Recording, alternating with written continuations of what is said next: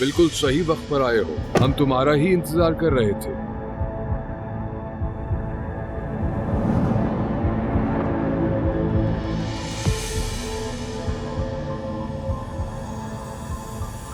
कितनी बार कहना पड़ेगा, नहीं कर सकता और। अपनी सारी ख्वाहिशात को एक डब्बे में डाल कर देना मुझे अगली बार से। मैं किसी दिन पढ़ लूंगा। अब काम करते हैं। इनसे मिलिए कहान साहब। ये आप लोग जबरदस्ती कर रहे हैं। हम अपनी कंपनी नहीं बेचना चाहते और इतनी कम कीमत पर तो हरगिज नहीं। अरे यही तो मसला है। अगर आप लोग चाहते तो यहाँ ना होते।